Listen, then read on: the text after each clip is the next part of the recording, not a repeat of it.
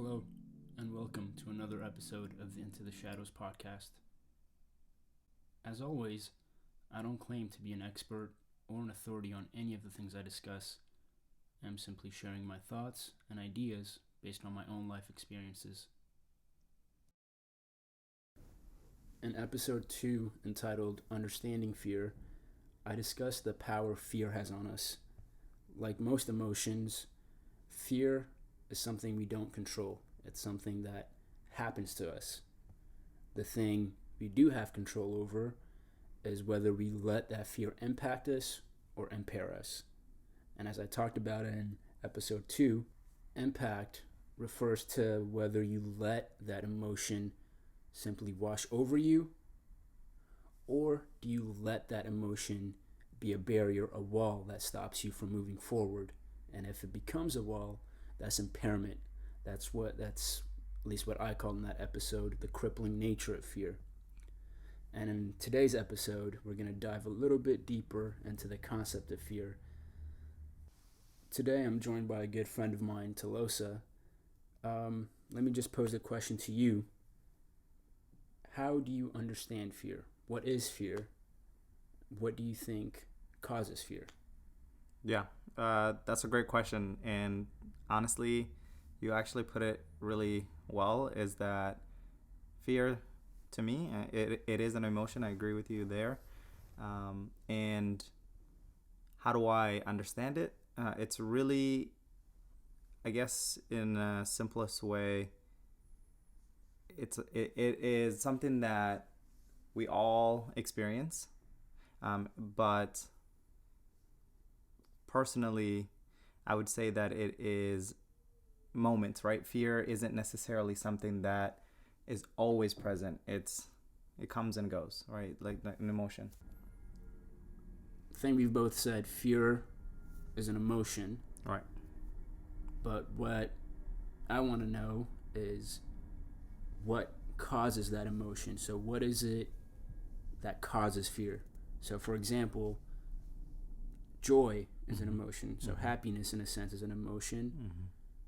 What causes joy? What causes happiness? It's, like you were saying, moments, experiences. We see something that kind of ignites a little passion in us, or we see something on TV that makes us laugh, or we see a heartwarming moment in a movie that kind of gives us that little bit of, aw, that's cool kind of thing. Yeah. So what's the equivalent of that for fear? What is it that causes fear in the first place? Is there a common thing that's, I guess, universal in a sense for all people that we can identify as saying, oh, this trait, this quality, if it's present, it's the cause of fear? I guess it can be caused by multiple sources or multiple things, but fear, when it is happening or when it is caused, I would say that the first thing that I thought about is discomfort.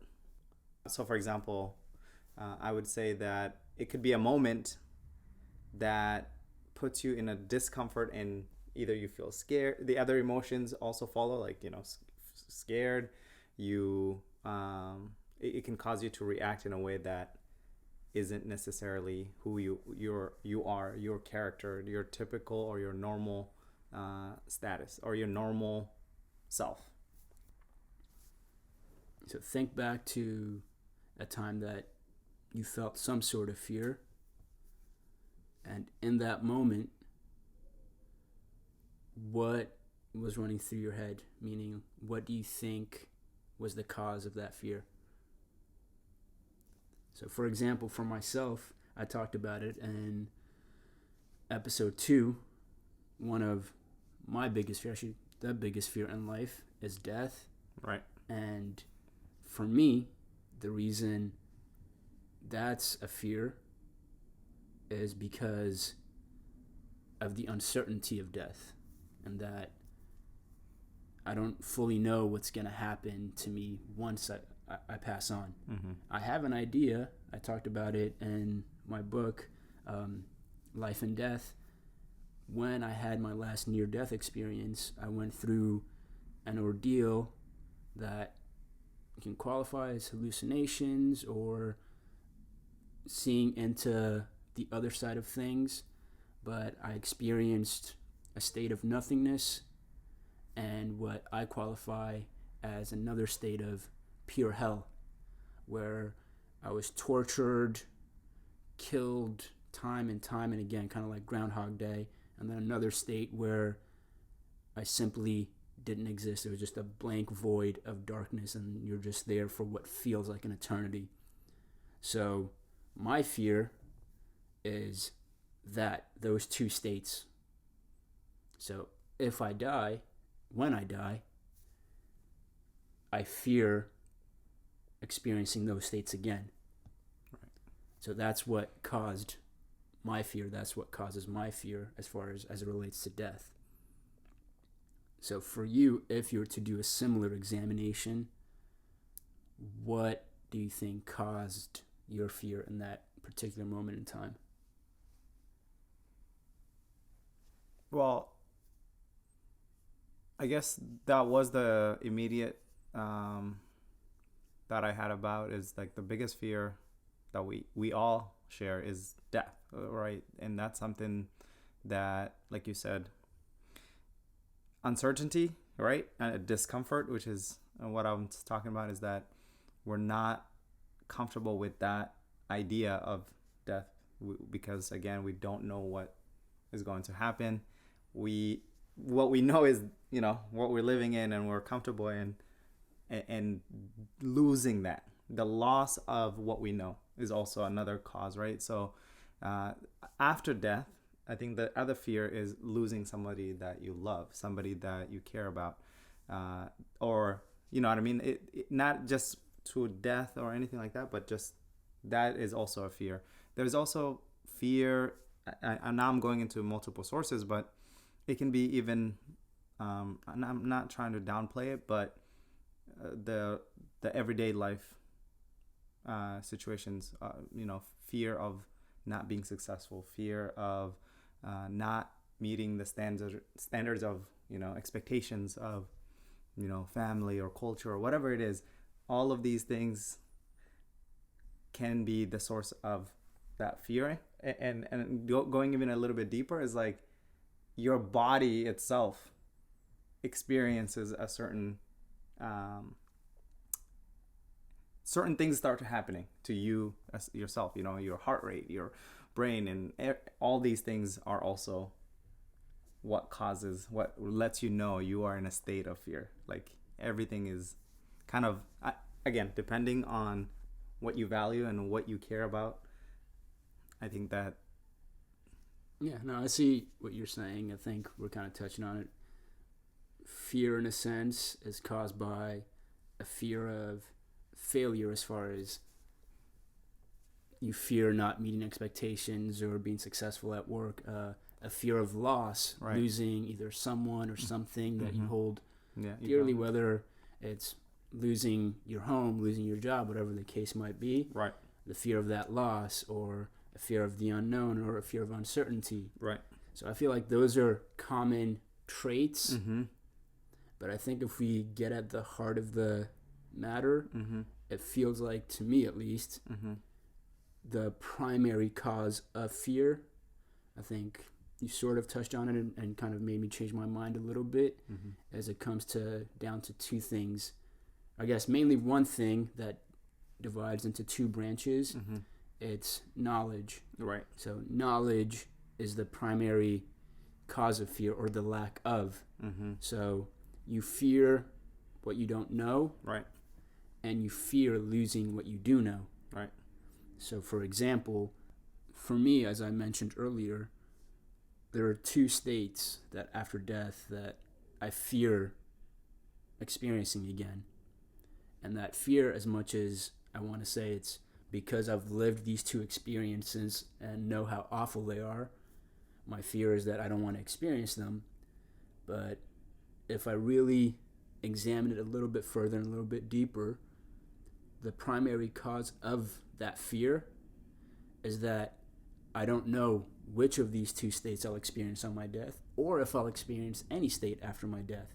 So I don't know what awaits me after death, and that lack of knowledge leads to a whole lot of hypotheticals, if this, if that, if this, whatever the case might be. And as a result, my mind doesn't know what's going to happen, so I fear that which I don't know. It just clicked for me. Okay. What clicked?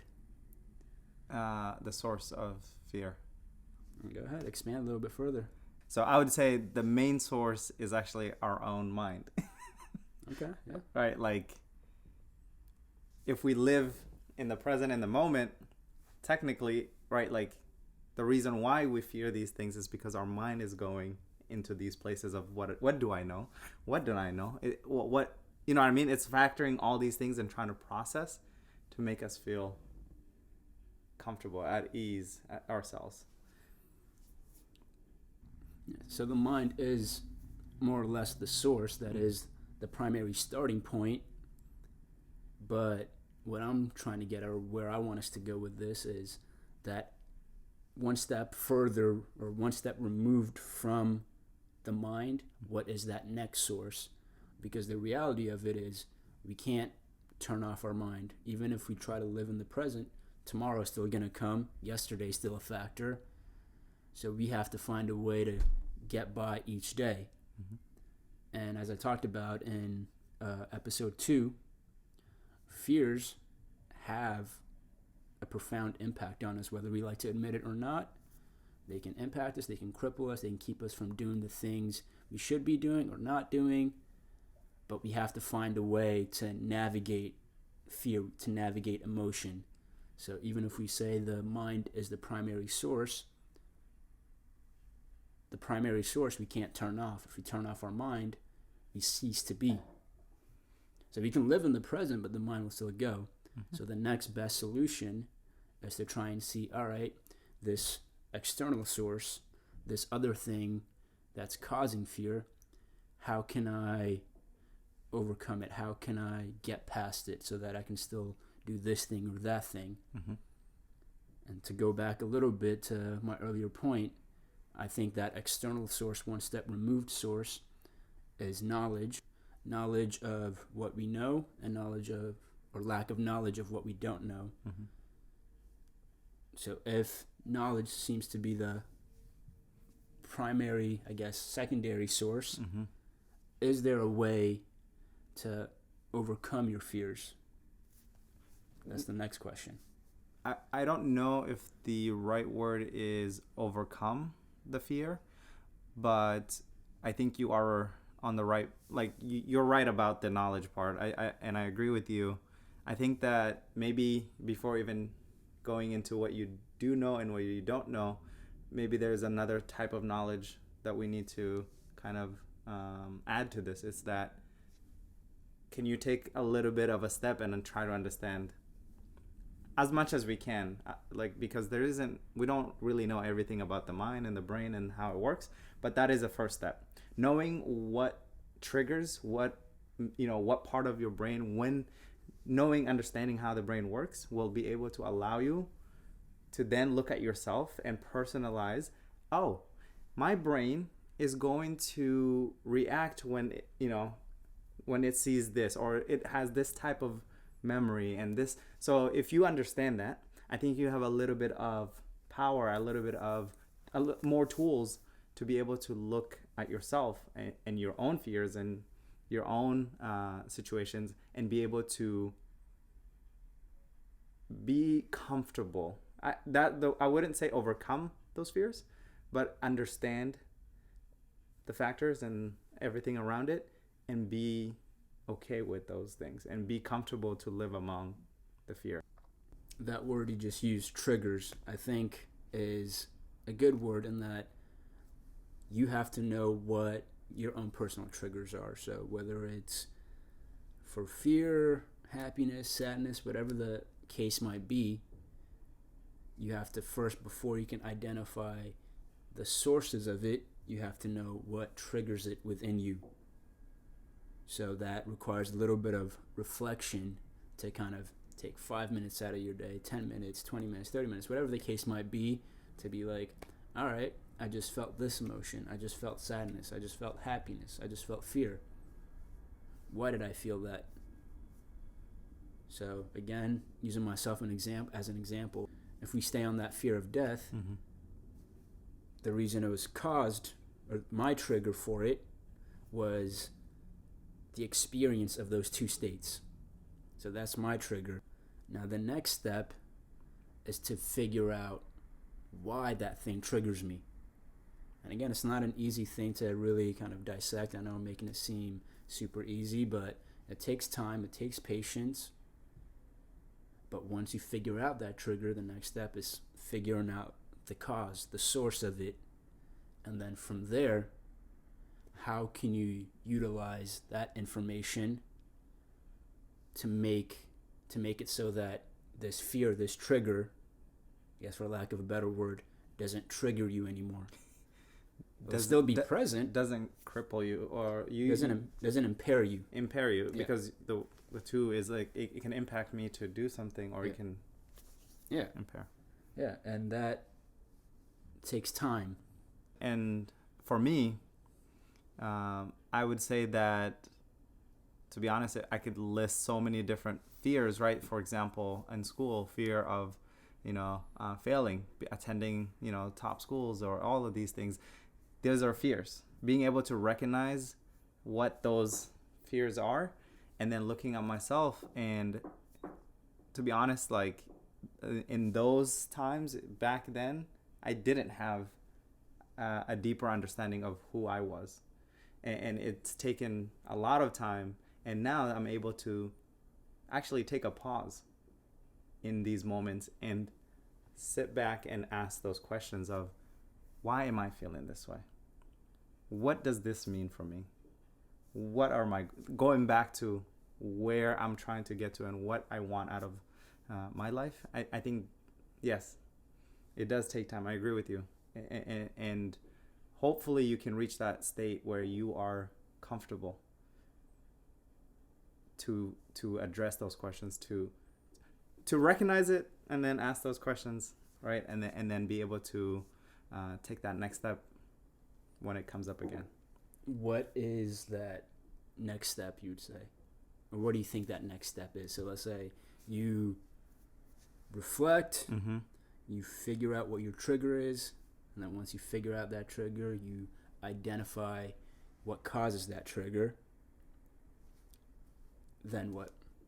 For everyone, it's going to be different. I think it's going to be important for you to come up with a system that allows you to like override if really your feet or your mind because your mind is working in a certain way, for you to, for example, you say something, or you take a breath, you walk away, right? Like you create a system, a way for you to be able to do those checklists that you just went through. Yeah. So that's the next. So the next step essentially is giving you a sense of control over that fear or whatever that trigger control is. Of yourself, or control of your reaction, the way that you carry yourself. Yeah. So I guess if we had to boil it down to one sentence or two sentences, in a sense, is the source of fear is knowledge of what you don't know and knowledge of what you do know. And once you attain that knowledge of that trigger, that source, whatever the case might be, you gain a sense of power or control over that fear, over that emotion. And then once you have that sense of control, you won't be impaired by that fear anymore. You'll be able to kind of... And for anybody who might not necessarily like feel comfortable to like have that power, or another way of understanding is you're taking yourself out of that moment, right? Because we explained fear is a moment, it's an experience that's happening to you. It will happen, right? But you're taking yourself out of that situation and shifting the environment for yourself so that you can get back in control of your mind and your thoughts and your emotion. Because when you're in fear, in that moment, you're out of control. Things are happening, and you're trying to catch up, but they're happening so fast.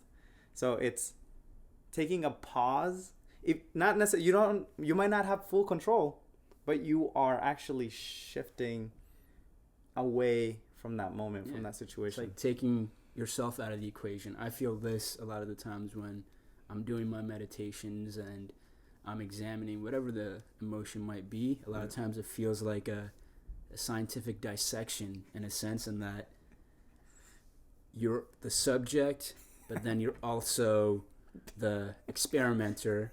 So you kind of have to just pick. So like, let's say if hypothetically you're in a lab, you'd be on the lab table lying down, but you'd also be picking yourself up off that lab table in order to look deeper into yourself. So it's a matter of just kind of, again, it's a lot easier said than done. But it's a matter of just kind of taking yourself simply out of the equation. Yes, I'm feeling this emotion right now. It's hard for me to, again, overcome it or live through it, because it is, emotions are powerful. They can cripple you, they can hurt you, they can stop you dead in your tracks. So it's not an easy thing to just kind of remove yourself out of the emotion.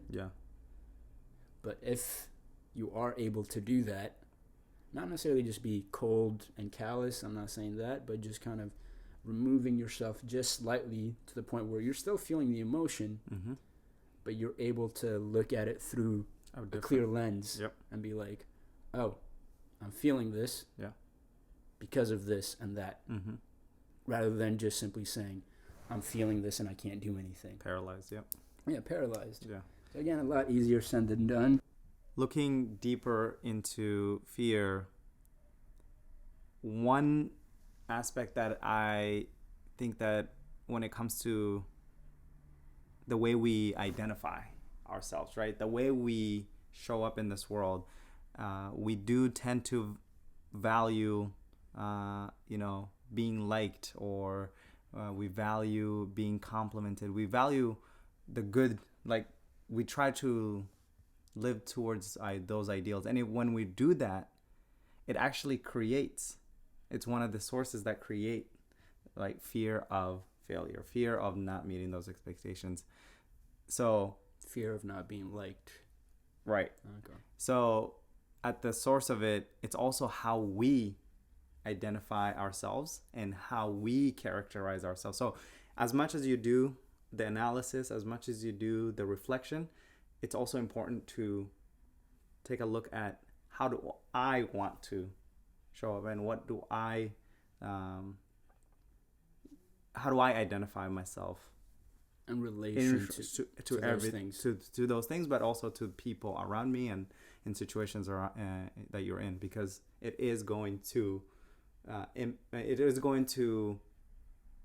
help you understand what to do, but also help you avoid those situations of fear. Yeah, I think that's a good point. It's well said in that, as we talked about, the first step, reflection. Once you reflect, identify the triggers. Once you have the trigger, figure out the causes. And once you have the causes, it leads to a sense of control. And from my perspective, that control is not necessarily to give you the power to overcome, but more so give you the power to simply be. So what I mean by be is that fear, happiness, emotions in general are more or less neutral states. They simply are. It's our relation to them that gives it a positive or negative connotation. So for example, I talked about my fear of death. Death is a fact of life. It simply is. It's not necessarily positive or negative, but it's our relation to it that makes it positive or negative. So if, for example, you are religious, you believe in heaven, you believe in the afterlife, or you believe in reincarnation or moksha, whatever the case might be, death has a positive connotation in that it's a step into the next journey of life. Versus if you don't believe in death, or not necessarily don't believe in death, but don't believe in the afterlife, or you believe in hell, then it starts to kind of give it a negative connotation. So whether something is positive or negative is our relation to it. And these steps that we were just talking about, the reflection, identifying the triggers, in order to identify the source and gain control, that control is not to overcome, but is to simply be like those emotions in a sense. Be in a neutral state so that this fear doesn't have the power over you. You're one with the fear. You're one with happiness. You're one with joy. You're one with everything, and you just are. And that in itself, for me, that's the ultimate power, is that you're in tune with more or less the universe, the fabric of life. And with that, we'll leave you until next time.